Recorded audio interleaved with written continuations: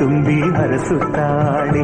ಅಮ್ಮ ಅಮ್ಮ ಎಂದರೆ ಅನ್ನ ನೀಡುತ್ತಾಳೆ, ಹಸಿವು ಎಂದೋರ ಹೊಟ್ಟೆ ತುಂಬಿ ಹರಸುತ್ತಾಳೆ.